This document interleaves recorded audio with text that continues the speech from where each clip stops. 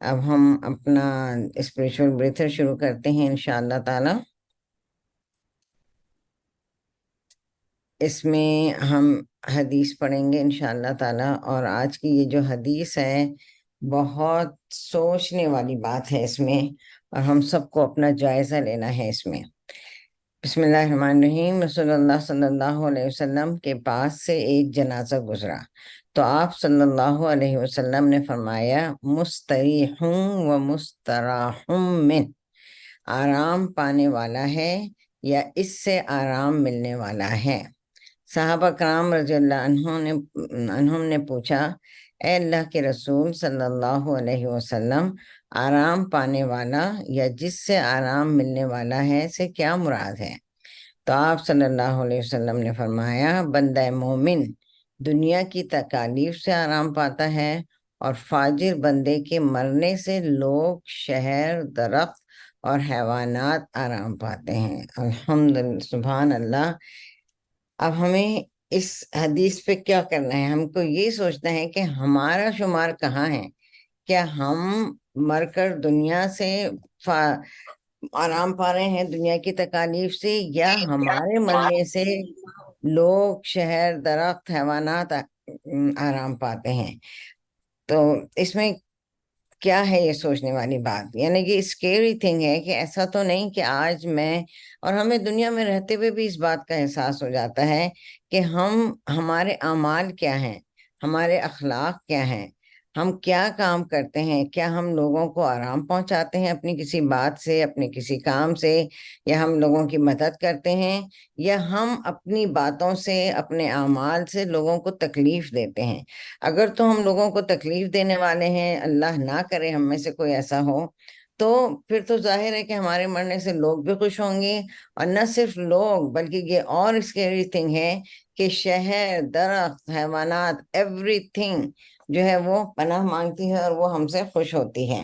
تو اب ہم یہ دیکھتے ہیں کہ حقیقت میں ہم ہیں کیا۔ ہم کو یہاں پر یہ سوچنا چاہیے، اپنے اعمال کو دیکھنا چاہیے، ہم کو تھوڑا سا اپنے اوپر توجہ دینی چاہیے کہ میں جو بھی کام کر رہی ہوں، کیا یہ لوگوں کے فائدے کا کام ہے، یا میری باتوں سے لوگوں کو کوئی تکلیف تو نہیں پہنچتی، یا میرے اعمال سے، یا میرے کسی بھی ایکشن سے۔ اور پھر اسپیشلی جب ہم قرآن پڑھنے پڑھانے والے لوگ ہیں، تو ایسا تو نہیں کہ ہم اپنے آپ، جیسے اب میں اپنے لیے ہی سوچوں گی کہ میں یہ سوچوں گی بھی مجھے تو بہت آتا ہے، اور میں دوسرے پڑھنے والے کو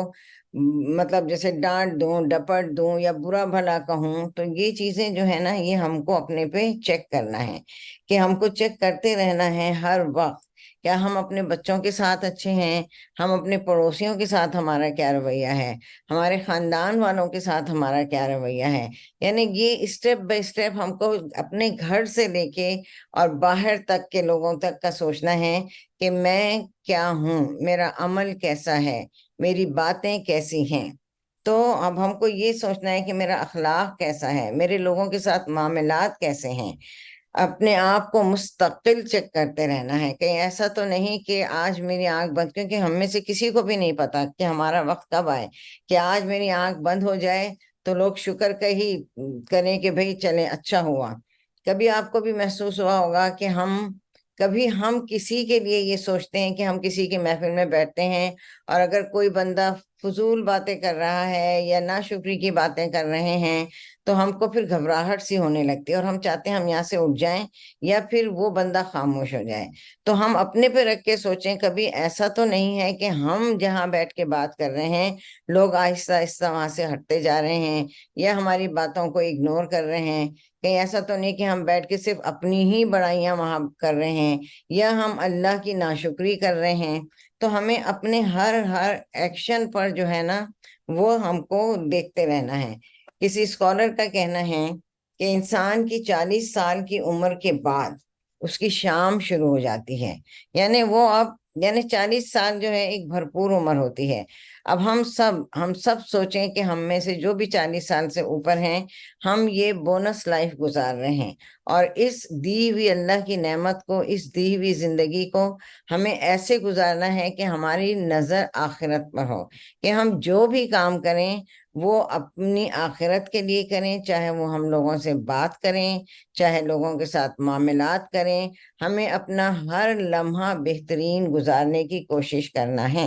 ایک اور حدیث کا مفہوم بھی ہے کہ جو شخص لوگوں کے ساتھ اچھا ہے وہ اصل میں وہ اچھا ہے، یعنی اگر انسان کے کردار اور اخلاق کو دیکھنا ہے تو یہ نہیں ہے کہ وہ یہ دیکھیں کہ وہ کہاں کیسا ہے، وہ سب سے پہلے کہ وہ اپنے گھر والوں کے ساتھ کیسا ہے۔ اگر ہم اپنے گھر، باہر تو ہر کوئی اچھا بن جاتا ہے، پبلک میں تو ہر کوئی اچھی طریقے سے بات بھی کرے گا اور